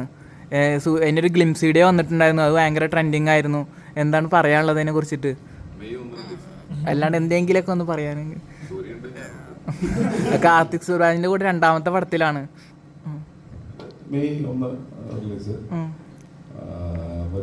വലിയ സിനിമ, അടിപൊളിയായിരിക്കും. ഡബിങ് എല്ലാം കഴിഞ്ഞു. സൂര്യയുടെ കംബാക്ക് ഇതിലാണോ? അതല്ല, ആ സിനിമ പുറത്ത് പറയാൻ പാടില്ല. അവിടെ തെങ്ങിൽ തന്നെ ഒന്നും പറയരുതെന്ന് ഇവരുടെയൊക്കെ ഈ വലിയ സിനിമകളിലൊക്കെ എഴുതി ഒപ്പിടിയില്ല. അങ്ങനൊരു കാര്യം കൂടി ഉണ്ട്, ഒന്നും പറയരുത്. കാരണം അവർ ഒഫീഷ്യലായിട്ട് അവരുടെ പേജിലൂടെ പറയാൻ പാടുള്ളൂ. ഞാൻ എന്തിനാണ് ഈ 1 റിലീസ് നമ്മൾ പറഞ്ഞു, അതാണ്. പക്ഷെ ആ സിനിമയെ കുറിച്ചിട്ടുള്ള എക്സൈറ്റ്മെന്റ് ഉണ്ടെങ്കിൽ നിങ്ങളെ ഹാപ്പി ആക്കുന്ന സിനിമയായിരിക്കും അത്. കാർത്തിക് സുരാജിന്റെ സിനിമ, സൂര്യ സാറിന് ഇഷ്ടമാണെങ്കിൽ അങ്ങനെയൊക്കെ ഇഷ്ടപ്പെടുന്നവർക്ക് എല്ലാവർക്കും ഇഷ്ടപ്പെടുന്ന പടമായിരിക്കും, നല്ല പടമായിരിക്കും. തഗ് ലൈഫിന്റെ ഷൂട്ട് കഴിഞ്ഞോ? എല്ലാം കഴിഞ്ഞു, ജൂൺ 5 ഓക്കെ. അപ്പൊ അതിലെ ക്യാരക്ടർ എത്തരത്തിലുള്ള ഒരു കഥാപാത്രമാണ്? അത് തന്നെ സെയിം എഗ്രിമെന്റ്. പക്ഷേ മണി സാറിന്റെ കൂടെ ഒക്കെ വർക്ക് ചെയ്യാന്ന് പറഞ്ഞാൽ എല്ലാവരും ഒരു ഡ്രീം ആണല്ലോ. അപ്പം അതിലേക്ക് കാസ്റ്റ് ചെയ്തത് ആ ഒരു മൊമെന്റ് എങ്ങനെയായിരുന്നു കേട്ടോ? ഭാഗ്യല്ലേ, അതൊക്കെ എനിക്ക് കിട്ടിയത് എൻ്റെ ജീവിതത്തിലെ വലിയ ഭാഗ്യം. അവരുടെ കൂടെയൊക്കെ ഇരിക്കാൻ പറ്റിയത്, വർക്ക് ചെയ്യാൻ പറ്റിയത്. ഈ കമൽ സാറിനോടൊപ്പം ഉള്ള കോമ്പിനേഷൻ എന്തെങ്കിലും എക്സ്പീരിയൻസ് ഒന്ന് ഷെയർ ചെയ്യാൻ പറ്റുമോ? സീൻ പറയണം? സീൻ വേണ്ട, അല്ലാതെ ബിഹൈൻഡ് ദ സീൻ. അല്ല, എനിക്ക് എൻ്റെ ജീവിതത്തിൽ കിട്ടിയ ഏറ്റവും വാല്യുബിൾ ആയിട്ടുള്ള സൗഹൃദമാണ്. എൻ്റെ കൂടെ ഇരിക്കാൻ പറ്റിയതും സംസാരിക്കാൻ പറ്റിയതും ഇടപെടാൻ പറ്റിയതും അഭിനയിക്കാൻ പറ്റിയതൊക്കെ വലിയ കാര്യങ്ങൾ. അത് സിനിമ റിലീസ് ചെയ്തിട്ട് പറയാം. സിംബുവിനോട് ചോദിച്ചോട്ടെ, അതേപോലെ ഇപ്പം പണി OTT റിലീസായി, ഗംഭീര അഭിപ്രായം എല്ലാവരും പറഞ്ഞു. എനിക്ക് ഞാൻ ഇരിക്കുന്നത് നാരായണൻ്റെ മക്കളുടെ അപ്പോൾ എനിക്ക് സത്യം പറഞ്ഞാൽ ഈ സിനിമയെ കുറിച്ച് തന്നെ സംസാരിക്കാം. കാരണം അല്ലെങ്കിൽ ഞാൻ ഇവരെല്ലാവരും അതിനുവേണ്ടി വന്നതുകൊണ്ട് പണി അല്ല, ഇപ്പം കുറച്ച് സീരിയസ് ആയിട്ടുള്ള ക്വസ്റ്റ്യനാണ്. അതായത് പണി ഇറങ്ങിയപ്പോൾ ഒരു നിരൂപകൻ ഈ പറയുന്ന പോലെ അതിലൊരു പർട്ടിക്കുലർ സീനിനെ മാത്രം എടുത്തു വെച്ച് ഡയറക്ടർ സാർ, ഇപ്പോൾ തുടക്കത്തിലൂടെ അലിൻഷർ സാർ പറഞ്ഞല്ലോ ആ പ്രൊഡ്യൂസർമാരെ ആസാമ്യന്മാരായിരുന്നു. ഇപ്പോൾ പിന്നീട് ഇപ്പം കേൾക്കുന്നത് ജോബി ചേട്ടനാണല്ലോ. അപ്പോൾ ഒരുപാട് നല്ല സിനിമകളെ നിർമ്മാണത്തിലൊക്കെ പ്രതിസന്ധികൾ നേരിട്ട ഒരുപാട് നല്ല സിനിമകളെ ലിഫ്റ്റ് ചെയ്ത ഒരു പ്രൊഡ്യൂസറാണല്ലോ ജോബി ചേട്ടൻ. ഒരു സെലിബ്രിറ്റി സ്റ്റാറ്റസ് ഉള്ള ഒരു പ്രൊഡ്യൂസർ കൂടിയാണ്. അപ്പം ആദ്യം ആസാമിൽ നിന്നുള്ള പ്രൊഡ്യൂസർ ആരും ഇങ്ങനെ പറഞ്ഞു കേട്ടു, പിന്നീട് ജോബി ചേട്ടനിലേക്ക് എത്തിയതാണോ? ഇപ്പോൾ ഒരുപാട് നല്ല കണ്ടന്റുകളെ തോളിലേറ്റിയ ഒരു പ്രൊഡ്യൂസറാണ് ജോബി ചേട്ടൻ. അപ്പോൾ ആ പ്രൊഡ്യൂസറിനെ കുറിച്ച് ഉള്ള ഗുഡ് വില്ലിൻ്റെ അതിലേക്ക് എങ്ങനെയാണ് എത്തിയത് അദ്ദേഹത്തെ കുറിച്ച്? ഒരു സിനിമ ചെയ്യുമ്പം നല്ല സിനിമ ചെയ്താൽ മാത്രമേ അത് ആളുകളിലേക്ക് എത്തിക്കുക എന്നുള്ളതൊരു വലിയ ഇമ്പോർട്ടൻ്റ് ആയിട്ടുള്ള ഫാക്ടറാണ്. അപ്പോൾ അങ്ങനെ നോക്കുമ്പോൾ ഗുഡ് വില്ല് പോലെയുള്ള ഒരു പ്രൊഡക്ഷൻ ഹൗസ് അവരുടെ ഒരു എന്താ പറയുക, അവരാണ് അത് ആൾക്കാരിലേക്ക് എത്തിക്കേണ്ടത്. അപ്പം അത് ഞാൻ ഭയങ്കര ലക്കിയായിട്ട് ഫീൽ ചെയ്യുന്നു. ഗുഡ് വില്ല് പോലെ ഇപ്പം അവർ കിഷ്കിന്ദ അറിയാമോ, അല്ലെങ്കിൽ അതിന് മുമ്പ് കഴിഞ്ഞ പടങ്ങളെല്ലാം രോമാഞ്ചായാലും കിഷ്കിന്ദയായാലും ഒക്കെ വളരെ കമേഴ്ഷ്യലിയും ആൾക്കാരുടെ അടുത്ത് എത്തിയ സിനിമകളാണ് ഇതെല്ലാം. അങ്ങനെ ജോബി ചേട്ടൻ്റെ കൂടെയും ഗുഡ്വില്ലിൻ്റെ കൂടെയും കണ്ട് എത്തിയത് അവരുടെ അടുത്ത് എത്തിയതൊരു വളരെ വലിയൊരു കാര്യമായിട്ടാണ് ഞാൻ കൺസിഡർ ചെയ്യുന്നത്. നമ്മൾ ജോബി ചേട്ടൻ പടം ചെയ്യുന്നത് നമ്മളിപ്പോൾ കണ്ടിട്ടുണ്ട്. അതായത് പ്രോപ്പർ അദ്ദേഹത്തിന് ഇഷ്ടം വരില്ല എന്ന് ഉറപ്പുള്ള സിനിമകളിലോട്ടാണ് അത്രയും ധാരണയോടുകൂടി ബിസിനസ് ചെയ്യുന്ന പ്രൊഡക്ഷൻ ഹൗസാണ് എന്ന് എനിക്ക് തോന്നിയിട്ടുണ്ട്. കാരണം കഴിഞ്ഞ പടങ്ങളെല്ലാം അങ്ങനെയാണ്. അപ്പോൾ ജോബി ചേട്ടൻ ഈ ഒരു സിനിമ കണ്ട് ഇഷ്ടപ്പെട്ട് അത് ഞാൻ ചെയ്യാമെന്ന് തീരുമാനിക്കുന്നതിൽ വളരെ എന്താ പറയുക, എനിക്കത് പേഴ്സണലി ഭയങ്കര സന്തോഷം തോന്നിയിരുന്നു. കാരണം കിഷ്കിന്ദ എന്നുള്ള സിനിമ അറിയുമ്പോൾ ഞാൻ ജോബി ചേട്ടനോട് ചോദിച്ചു, സിനിമ ഇൻഡസ്ട്രിക്ക് ഗുണം ചെയ്യുന്ന അല്ലെങ്കിൽ അങ്ങനത്തെ കുറേ പേർക്ക് എന്താ പറയുക പഠിക്കാൻ പറ്റുന്ന രീതിയിലുള്ള നല്ല കുറേ പടങ്ങൾ പ്രൊമോട്ട് ചെയ്യാനായിട്ട് കുറച്ച് പ്രൊഡ്യൂസേഴ്സ് ഉണ്ടായാൽ നല്ലതാണ്. അല്ലെങ്കിൽ ഒരു കാറ്റഗറി മാത്രം നടക്കും. ജോബി ചേട്ടൻ്റെ ഈ ട്രാക്ക് മാറ്റം ഭയങ്കര അടിപൊളിയാണ്. അദ്ദേഹം ഈ പടം എടുത്തുകൊണ്ട് തന്നെ നിങ്ങൾക്ക് 100% വിശ്വസിക്കാം ആ സിനിമയിൽ എന്തെങ്കിലും ഒരു പരിപാടി ഉണ്ടാവും എന്നുള്ളത്. നമ്മൾ നല്ല പടമാണെന്ന് പറയുമ്പോൾ പോലും അദ്ദേഹം എടുത്തു എന്നുള്ളത് പറയുമ്പോൾ തന്നെ അതിലൊരു പ്ലാനുണ്ട്. മാം ശരി മാം, ചെയ്യുന്ന കഥാപാത്രങ്ങളായാലും ആളുകളുടെ ഉള്ളിലേക്ക് കൃത്യമായിട്ട് ആ കഥാപാത്രം എത്തിക്കാവുന്നൊരു കഴിവുണ്ട്. അതിപ്പോൾ ഒരു കലാകാരിയെ സംബന്ധിച്ച ഒരു അംഗീകാരം തന്നെയാണ്. മാനസികരുടെ കഥാപാത്രം എല്ലാം അതുപോലെ തന്നെയാണ്.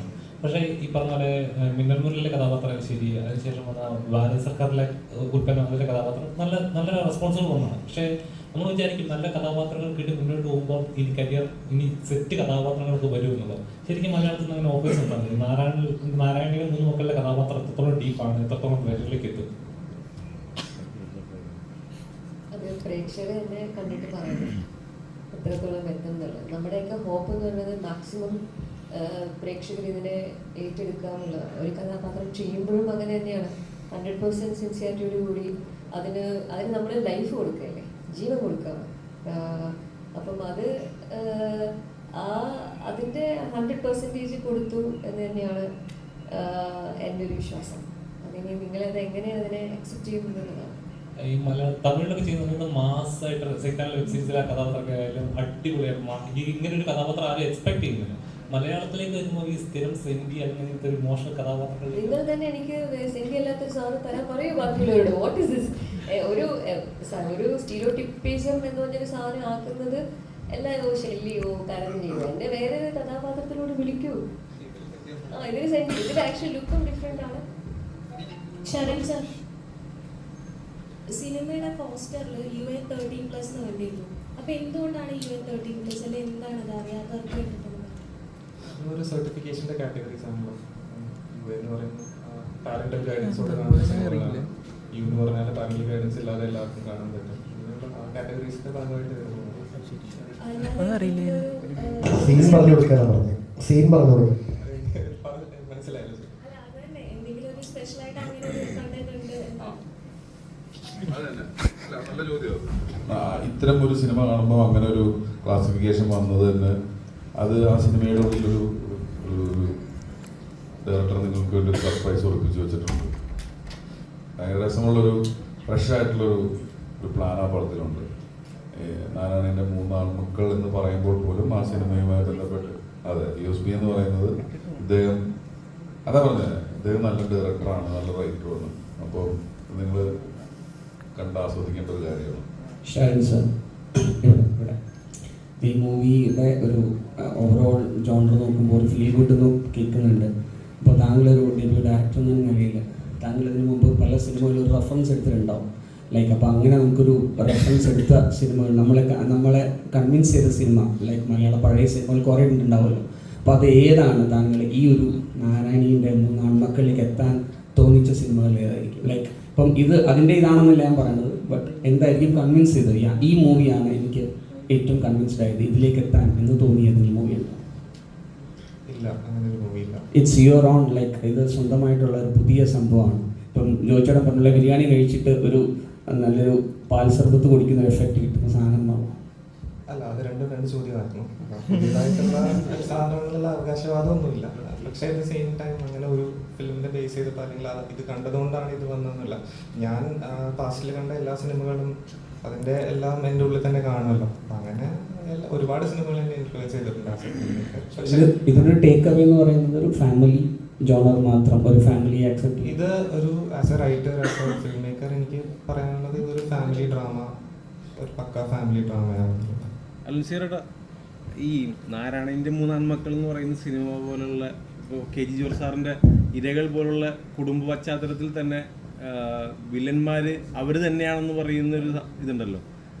ഇന്നത്തെ ജനറേഷനിൽ ഈ പറയുന്ന പാൻറ്റിന് അടക്കമുള്ള ബിസിനസ് ചർച്ച ചെയ്യുമ്പോൾ ഇന്നും നമ്മൾ തനത് കേരളത്തിൽ ഇന്നത്തെ ജനങ്ങൾക്കിടയിൽ സംസാരിക്കുന്ന ഈ സിനിമകൾ വരുന്നത് എത്രത്തോളം എന്താ പറയാ, എത്രത്തോളം അതിനെങ്ങനെ അല്ല ഗുണകരമെന്നല്ല, ബിസിനസ് ലെവലിൽ നോക്കുമ്പോൾ നമുക്കിപ്പോൾ അതിനൊരു ടെംപ്ലേറ്റ് വരുന്നുണ്ടല്ലോ സിനിമകൾക്ക്. ഒരു വില്ലൻ, ഒരു നായകൻ അല്ലെങ്കിൽ ഒരു നായിക, ഒരു ഡാൻസ് എന്നുള്ളൊരു രീതിയിൽ നിന്നും മാറി ചിന്തിച്ച് നാരായണൻ്റെ 3 ആൺമക്കൾ എന്ന് പറയുന്ന സിനിമ കുടുംബത്തിൽ ചർച്ച ചെയ്യുന്നു, അല്ലെങ്കിൽ ഇത് ചർച്ചയാവണം എന്ന് പറയുന്നുണ്ടല്ലോ. അപ്പോൾ പഴയ സിനിമകൾ നമ്മൾ നോക്കിക്കാണുമ്പോൾ തന്നെ KG ജോർജ് സാറിൻ്റെ സിനിമകളായാലും പത്മരാജ സാറിൻ്റെ സിനിമകളായാലും അന്നത് ഹിറ്റായില്ലെങ്കിൽ പോലും ഇന്നത് ചർച്ച ചെയ്യപ്പെടുന്നുണ്ട്. അത്തരം ഒരു രീതിയിൽ പശ്ചാത്തലത്തിൽ കടന്നു പോകുന്ന സിനിമയാണോ നാരായണൻ്റെ ആൺമക്കൾ എന്ന് പറയുന്നത്? ഒരു സംശയമില്ല. ഒരു ആർട്ടിസ്റ്റ് എന്നുള്ള രീതിയിൽ, ഒരു കലാകാരൻ എന്നുള്ള രീതിയിൽ എനിക്ക് ഉറപ്പായിട്ടും പറയാൻ പറ്റും, നിങ്ങൾ നേരത്തെ വിശേഷിപ്പിച്ച ജോർജ് സാറിൻ്റെയും അടൂർ സാറിൻ്റെയും പത്മരാജ സാറിൻ്റെയും പരമ സാറിൻ്റെയും സിനിമ പോലെ കാലാതീതമായിരിക്കും നാരായണീൻ്റെ ആൺമക്കളും. ഒരു സംശയമില്ല. അത് ശരണന് ദൈവം കൊടുത്ത ഭാഗ്യമാണ്. അങ്ങനെ ഉണ്ടാവണം. നശിച്ചു പോകേണ്ടത് നശിച്ചു പോകും, പുഷ്പിക്കേണ്ടത് പുഷ്പിക്കും, ഒരു സംശയമില്ല. അത് എത്ര കാലം കഴിഞ്ഞാലും അത് അങ്ങനൊരു ഭാഗ്യം ആ ഒരു ശിഖരത്തിൽ ഒരു മൊട്ടായി വിടരാനെങ്കിലും എനിക്ക് അവസരം തന്ന ശരണിനോട് ഞാൻ നന്ദി പറയുകയാണ്. ഇനി എനിക്ക് പറയാനുള്ള ജോജുവിനെ കുറിച്ചാണ്. ജോജു എന്നോട് വളരെ വ്യക്തിപരമായി സ്വകാര്യമായും പറയുന്ന എൻ്റെ ദുശീലങ്ങൾ അവസാനിപ്പിക്കണം. പക്ഷേ എനിക്ക് സ്നേഹം തോന്നിയ ഒറ്റ വാക്കേ ഉള്ളൂ, നിങ്ങളുടെ രാഷ്ട്രീയം ഉപേക്ഷിക്കരുത്. അത് ഞാൻ ഉപേക്ഷിക്കില്ല. ഞാൻ എൻ്റെ ദുശീലം ഉപേക്ഷിക്കാൻ തയ്യാറാണ്, പക്ഷേ എൻ്റെ രാഷ്ട്രീയം ഉപേക്ഷിക്കാൻ ഞാൻ തയ്യാറല്ല. അതെൻ്റെ പ്രിയ സുഹൃത്ത് എന്നോട് പറയുന്ന അവൻ്റെ ധൈര്യമാണ് എനിക്ക് തരുന്ന. എൻ്റെ കൂടെ വർക്ക് ചെയ്യുന്ന പലരും പറയും എൻ്റെ രാഷ്ട്രീയം ഉപേക്ഷിച്ചോളൂ. എന്തിനാണ് ഞാൻ എൻ്റെ രാഷ്ട്രീയം ഉപേക്ഷിക്കേണ്ടത്? എന്തിനാണ് എൻ്റെ വാക്കുകളെ ഞാൻ അരിഞ്ഞു കളയേണ്ടത്? എൻ്റെ നാവ് അരിഞ്ഞേണ്ടത്, എൻ്റെ കഴുത്തരിഞ്ഞു കളയേണ്ടത്, എൻ്റെ കാലിന് ചങ്ങലക്കിടേണ്ടത്? അങ്ങനെ ഇടേണ്ടതല്ല. അങ്ങനെ ഇട്ട് കഴിഞ്ഞാൽ കലാകാരൻ ശവബോഡിയാണ്.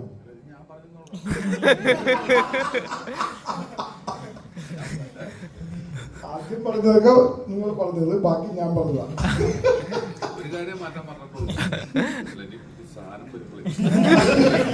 എനിക്കറിയാം ഇത് വിൽക്കാനിരിക്കുന്നതാണോ.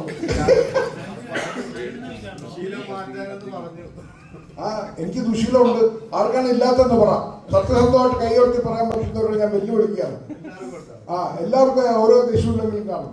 സിഗരറ്റ് വലിക്കാത്ത ഒരാളില്ലാത്തവരുടെ ഞാൻ വലിക്കാറില്ല. ചോദ്യങ്ങൾ ചോദിച്ചാൽ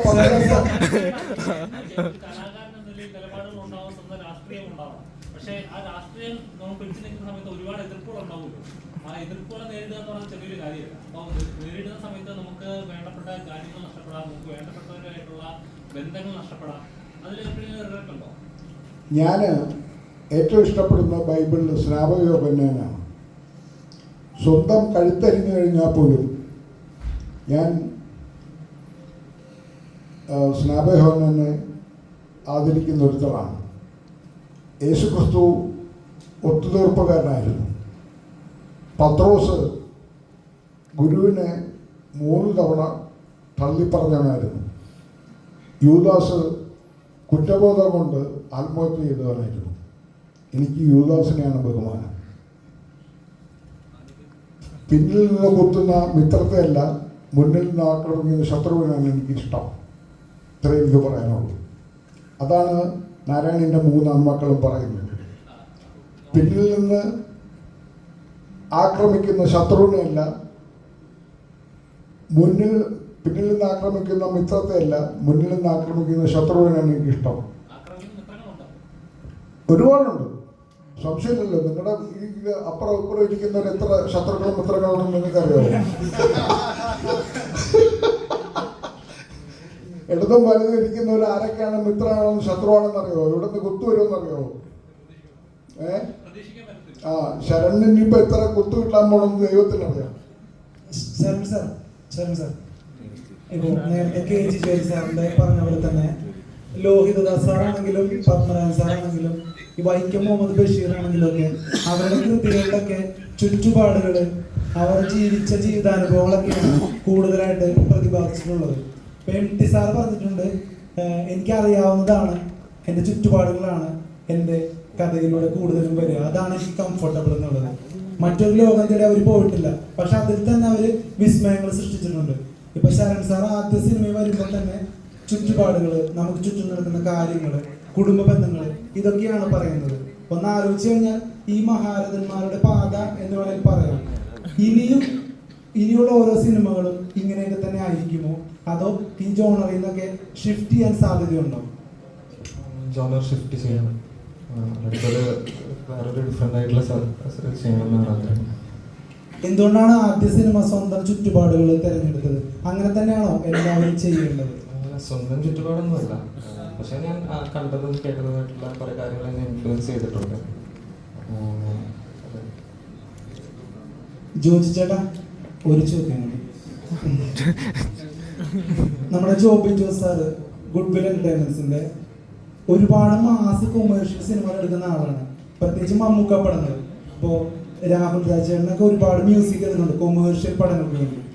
ജോസഫ് സിനിമ കണ്ടിട്ട് മമ്മൂക്ക അയച്ചൊരു മെസ്സേജിനെ കുറിച്ച് ജോജി ചേട്ടൻ പറയുന്നത് കേട്ടിട്ടുണ്ട്, കൊള്ളാം പടവും നടിപ്പും എന്ന് പറഞ്ഞ ഒരു മെസ്സേജ്. നിങ്ങൾ രണ്ടുപേരും കൂടി, അതായത് മമ്മൂക്കയും ജോജു ചേട്ടനും ഒന്നിക്കുന്ന ഒരു മാസ് പടം വരുമോ? എനിക്ക് ആഗ്രഹമുണ്ട്. അത് ഗുഡ് വിൽ തന്നെ പ്രൊഡ്യൂസ് ചെയ്ത് അങ്ങനെ ഒരു പടം വന്നാൽ എങ്ങനെ ഉണ്ടാവും? ആര് പ്രൊഡ്യൂസ് ചെയ്താലും കുഴപ്പമില്ല, നടന്നാൽ സന്തോഷം. നല്ലതല്ലേ മമ്മൂക്കയുടെ കൂടെ അഭിനയിക്കാൻ? ഒരു ഓഫർ പോലും അങ്ങനെ വന്നിട്ടില്ല, കഥകളൊന്നും വന്നിട്ടില്ല. ഇല്ല. അലൻ സീറട്ട,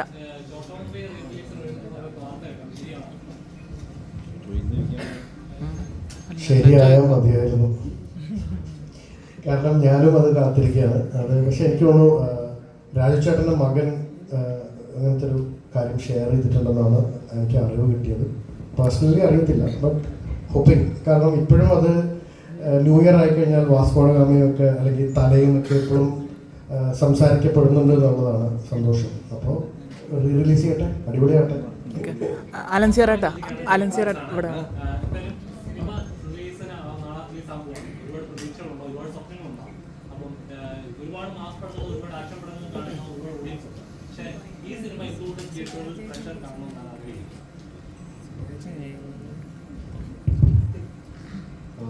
ഇത് നമ്മൾ ആദ്യം തൊട്ടേ പറഞ്ഞ പോലെ എല്ലാവർക്കും റിലേറ്റ് ചെയ്യാൻ പറ്റുന്ന ഒരു കഥയാണ്. ഒരു രീതിയിലും നിങ്ങളെ ബോറടിപ്പിക്കാതെ ഉള്ളൊരു ചെറിയ കുടുംബ സിനിമ എന്നതിനെ വിളിക്കാം. അപ്പോൾ തന്നെ ഇപ്പം താങ്കൾ പറഞ്ഞ പോലെ തന്നെ ഒരുപാട് മാസ് സിനിമകൾ, ഒരുപാട് ആക്ഷൻ സിനിമകളുടെ ഇടയിൽ തീർച്ചയായിട്ടും ആളുകൾക്ക് ഒരു ഇങ്ങനെയൊരു സിനിമ കാണാനുള്ള ഒരു ആഗ്രഹം ഉണ്ടെന്ന് തന്നെയാണ് ഞങ്ങളുടെ എല്ലാവരുടെയും വിശ്വാസം. അതുകൊണ്ട് തന്നെ നിങ്ങളെല്ലാവരും പോകണം, കാണണം, സിനിമ ഇഷ്ടപ്പെടുന്നതാണ് നമ്മുടെ വിശ്വാസം. അലൻ സീറട്ട എപ്പോഴും വളരെ തുറന്ന പുസ്തകം പോലെ ഓപ്പണായിട്ട് സംസാരിക്കുന്ന വ്യക്തിയാണ്. ഇപ്പോൾ ഈ വേദിയിൽ തന്നെ കുറേ കാര്യങ്ങൾ ഓപ്പണായി സംസാരിക്കുന്നുണ്ട്. പിന്നീട് ചിന്തിക്കാറുണ്ട് ഇത്ര അധികം ഓപ്പൺ ആവേണ്ട ആവശ്യമില്ല, കുറച്ച് കാര്യങ്ങൾ മറച്ചു വെക്കണം എന്നൊക്കെ. ഞാൻ കുമ്പസാര കൂട്ടിലല്ലല്ലോ, ഞാൻ നിങ്ങളുടെ മുമ്പിലല്ലേ സംസാരിക്കും. നിങ്ങൾ എന്നെപ്പോലെ തുറന്ന് സംസാരിക്കും. നിങ്ങൾ കള്ളത്തരങ്ങൾ പറയരുത്. നേരത്തെ പറഞ്ഞായിരുന്നു രാഷ്ട്രീയം വിടരുതെന്ന് ജോജി ചേട്ടൻ പറഞ്ഞു. ഒരു സംശയം, എന്താണ് അലൻസിയർ ചേട്ടന്റെ രാഷ്ട്രീയം? എൻ്റെ ഹൃദയം ഇടതുപക്ഷത്തിരിക്കുന്നിടത്തോളം ഞാൻ ഇടതുപക്ഷത്താണ്. ഞാനൊരു പാർട്ടിയിലും മെമ്പറല്ല. ഹൃദയം ചലിക്കുന്നിടത്തോളം ഞാൻ ഇടതുപക്ഷത്താണ്. അപ്പോ ഇടതുപക്ഷവും പാർട്ടിയും രണ്ടാണോ? അങ്ങനെയാണെന്ന് എനിക്ക് തോന്നണം. നിങ്ങൾ എൻ്റെ ജീവിതത്തിൽ നടന്ന കാര്യം അറിയുമോ?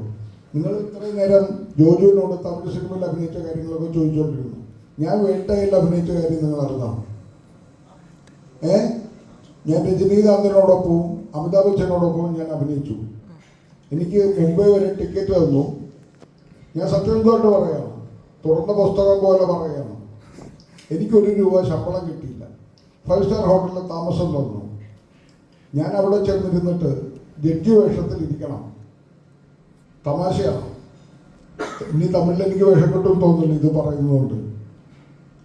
ഇവർ രണ്ടുപേരും അഭിനയിക്കുന്നത് എങ്ങനെയാണെന്ന് കാണണം എന്ന് മാത്രം മോഹിച്ചു പോയതാണ്. അല്ലാതെ തമിഴിൽ അഭിനയിക്കണമെന്നോ അവിടെ തമിഴ് കേരളമെന്നോ എനിക്ക് താല്പര്യം ഉണ്ടായിരുന്നില്ല. ഞാൻ ആ ജഡ്ജി വേഷം കെട്ടി ചേംബറിൽ കയറിയിരിക്കുമ്പോൾ ഒരു വശത്തിരിക്കുന്നത് രജനി സാറ്, അപ്പുറത്ത് അമിതാഭ് ബച്ചൻ സാറ്. അപ്പോൾ ഒരാളുടെ പെർഫോമൻസ് ഞാൻ കാണുകയാണ്. എനിക്ക് എൻ്റെ ഷോട്ടില്ല, എനിക്ക് ഇവരുടെ പെർഫോമൻസ് ഒന്ന് നേരിട്ട് കാണണം. ഈ രജനി സാറൊക്കെ പണ്ട് ഞാൻ പ്രീ ഡിഗ്രി പഠിക്കുന്ന കാലത്ത് ഒരു സിനിമയിൽ കണ്ടിട്ടുണ്ട്. ഈ പറന്നു പോകുന്ന ഹെലികോപ്റ്ററൊക്കെ ഇങ്ങനെ കയറൊക്കെ ഈ ചുണ്ടുകൊണ്ട് കടിച്ചു പിടിച്ച് പല്ലുകൊണ്ട് കടിച്ചു പിടിച്ച് നടത്തുന്നതൊക്കെ. അപ്പോൾ ഇയാൾ എങ്ങനെയാണ് പെർഫോം ചെയ്യുന്നതെന്ന് കാണണമെന്ന് തോന്നിയിട്ടാണ് ഞാൻ ആ സിനിമയ്ക്ക് ഡേറ്റ് കൊടുത്തത്. ഒറ്റ ദിവസമേ ഷൂട്ടുള്ളൂ. അപ്പോൾ ഇദ്ദേഹം പെർഫോം ചെയ്യുന്നു. അദ്ദേഹം ഒരു സ്റ്റൈലിസ്റ്റ് ആക്ടിങ്, അദ്ദേഹത്തിൻ്റെ ബോഡി ലാംഗ്വേജ് കൊണ്ട് അദ്ദേഹം പെർഫോം ചെയ്തിട്ട് ഇറങ്ങി കോർട്ടിൻ്റെ അതിന് പുറത്തേക്ക് പോകും. പിന്നെ അടുത്ത ആളുടെ പെർഫോമൻസാണ്. ഒരു സിംഹം ഗർജിക്കുന്ന പോലെയുള്ള അമിതാഭ് ബച്ചൻ്റെ ശബ്ദം. ജഡ്ജി ഞെട്ടി. അപ്പോൾ എനിക്ക് മനസ്സിലായി ഇവരോടൊപ്പം പിടിച്ചിരിക്കാൻ എനിക്ക് പറ്റില്ല. കാരണം എനിക്ക് ഇത്രയും സ്റ്റൈലിസ്റ്റ് ആക്ടിങ്ങും അറിയില്ല, ഇത്രയും ഗാംഭീര്യമുള്ള ശബ്ദവും ഇല്ല. നമ്മളിങ്ങനെ ഈ ദിലീഷ് ബോധൻ്റെ കൂടെയും ശരണിൻ്റെ കൂടെയും രാജീവ് രവിയോടൊക്കെ മര്യാദയ്ക്ക് അഭിനയിച്ച് നടന്നാൽ മതി. ഇവർക്ക് രണ്ടുപേർക്കും അഭിനയം അറിഞ്ഞുകൂടാന്നുള്ള കാര്യം അപ്പോഴാണ് എനിക്ക് മനസ്സിലായത്. ഇത് നിങ്ങൾക്ക് നാളെ നല്ല വാർത്തയാണ്. ബേബി ചേട്ടൻ സൂപ്പറാ. ബേബി ചേട്ടൻ സൂപ്പറാ. എന്താ അപ്പനിൽ മോശമാണോ? ഇത് ചതുരത്തിൽ മോശമാണോ? നിങ്ങൾ നാരായണന്റെ മക്കളെ കണ്ടു നോക്കൂ. നാളെ നിങ്ങൾ ഈ തമിഴിലെ എന്റെ വേഷമില്ലാതൊക്കെ കളയരുത് കേട്ടോ. ഇതൊന്ന് എഡിറ്റ് ചെയ്യണം. അലൻസിയറേട്ടാ, ഇതേപോലെ കുറേ കാര്യങ്ങൾ ഓപ്പണായി സംസാരിക്കുന്നതുകൊണ്ട് അലൻസിയറിന് കുറേ വേഷങ്ങൾ മിസ്സാവുമെന്ന് വിചാരിക്കുന്നുണ്ടോ? എനിക്ക് കിട്ടേണ്ട എനിക്ക് കിട്ടും. ഞാൻ ചോദിച്ചു വാങ്ങിക്കേണ്ടത് ചോദിക്കും. ആ പണി കിട്ടേണ്ടോ പണി കിട്ടും.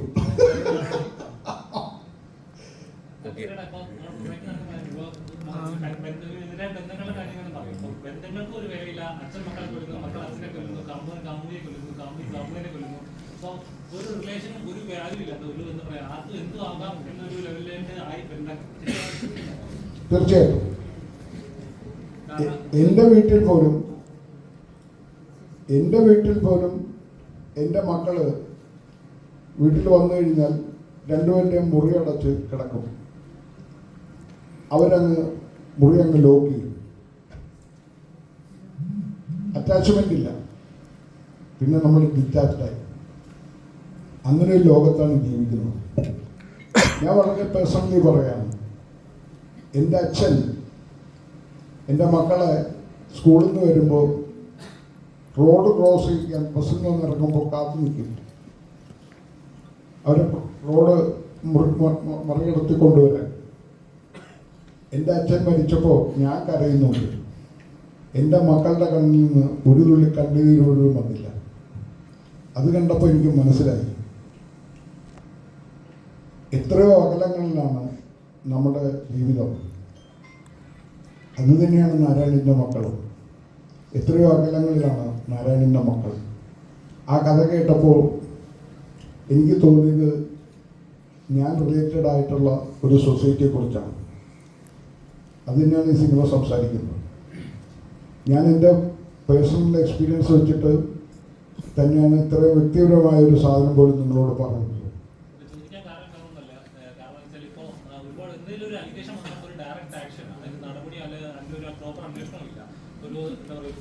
സ്ത്രീകളെ സംരക്ഷിക്കാനൊരു സംഘടനയുണ്ട്, പുരുഷന്മാരെ ഒരു മെൻസ് അസോസിയേഷൻ പോലെ ഉണ്ടെന്ന് പറഞ്ഞാൽ അത് പ്രവർത്തനം പ്രോപ്പറായിട്ടല്ല നടന്നുകൊണ്ടിരിക്കുന്നത്. അപ്പോൾ അതേപോലെ ഒരു സംഘടന കൃത്യമായിട്ടുണ്ടാകണം, അതിന് കൃത്യൊരു ഒരു കേസ് വന്നാൽ അതിന് കൃത്യമായ പെണ്ണായാലും ആണായാലും ഒരേപോലെ ആയിരിക്കണം, നീതി ഒരുപോലെ ആയിരിക്കണം. എല്ലാവർക്കും തുല്യ നീതി വേണം. ഞങ്ങളുടെ നാട്ടിൽ പെണ്ണുങ്ങൾക്കാണ് ഭൂമിയുടെ അവകാശം. എന്തുകൊണ്ട് ആണുങ്ങൾക്ക് അവകാശമില്ല? ആണും പെണ്ണും ഉണ്ടെങ്കിലേ ഭൂമിയിൽ പുഷ്പങ്ങൾ വിരിയൂ. ആകാശത്തു നിന്ന് മഴ പെയ്താലേ ഭൂമിയിൽ പിന്നെ ഉറൂരത മാറും, മരുഭൂമി ഇല്ലാതാവും. അമ്മ ഭൂമിയാണെങ്കിൽ അച്ഛൻ ആകാശത്തിലെ മഴമേഘമാണ്. അപ്പോൾ തുല്യനീതി വേണം എന്ന് തന്നെയാണ് എൻ്റെ അഭിപ്രായം. അതിനെനിക്ക് യാതൊരു സങ്കോചമില്ല അത് പറയുന്നതിനകത്ത്. പെണ്ണുങ്ങൾക്ക് മാത്രമായിട്ടുള്ളൊരു അവകാശമല്ല, ആണിനും പെണ്ണിനും തുല്യ അവകാശമുണ്ട്. ആണിനും മാത്രമായിട്ട് അവകാശം എന്നല്ല ഞാൻ പറയുന്നത്, ആണിനും പെണ്ണിനും തുല്യ അവകാശമുണ്ട്. അത് ഈ സിനിമ സംസാരിക്കുന്നതിനോട്.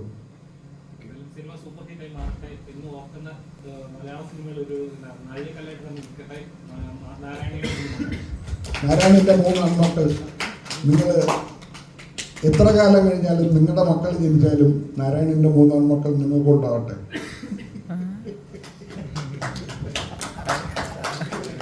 എന്തോ കുത്തി പറയുന്ന പോലെ ഉണ്ട്. ഇപ്പോൾ കണ്ടുകൊണ്ടിരിക്കുന്ന ജോണർ സിനിമകളിൽ നിന്ന് വ്യത്യാസമായിട്ടുള്ളൊരു സിനിമയാണ്. അതിലൊപ്പം തന്നെ നല്ല ശരശരം ഒരാൾ സിനിമ സ്വപ്നം കണ്ട് അതിനുവേണ്ടി സഞ്ചരിച്ച് പഠിച്ച് റിസർച്ച് ചെയ്ത് അതിനുവേണ്ടി പ്രിപ്പയറായിട്ട് വന്നൊരു പടം ചെയ്യുകയാണ്. അത് എല്ലാവരും അങ്ങനെ തന്നെയാണ്. പക്ഷേ ഇദ്ദേഹം അതിന് വേണ്ടിയിട്ട് എടുത്തുള്ള ഒരു എക്സ്ട്രാ എഫേർട്ട് ഉണ്ട്. അപ്പോൾ ഇങ്ങനൊരു പടം ഇപ്പോൾ ഒരു ആവശ്യമായിട്ട് എനിക്കും തോന്നുന്നുണ്ട്. കാരണം നമ്മൾ ഇപ്പം വയലൻസ് സിനിമകളും അങ്ങനെയൊക്കെയാണ്. അപ്പോൾ പ്രേക്ഷകർ തന്നെ എന്നോട് തന്നെ പറയാറുണ്ട്, ഇത് കുറച്ച് പ്രേമിക്കണം, അവിടെ അഭിനയിക്കൂ, അങ്ങനെ പടങ്ങൾ വരുന്നതാണ് നമുക്കും ചെയ്യാൻ പറ്റുക. അപ്പോൾ ഈ പടം ഇപ്പോൾ വരുന്നതിൽ വളരെ സന്തോഷം. അത് തീർച്ചയായിട്ടും പ്രേക്ഷകരെ തൃപ്തിപ്പെടുത്തുന്ന സിനിമയായിരിക്കും, ഒരു സംശയമില്ല. വളരെ നല്ല സിനിമയാണത്. ഞാൻ വനിതയിൽ വരുമോ? Thank you. അനക്ക് ചോദിക്കും. അല്ല, ഇവന്മാര് ഷൂട്ട് ചെയ്യും. സംഭവം എന്ന് വെച്ചാൽ ചേട്ടാ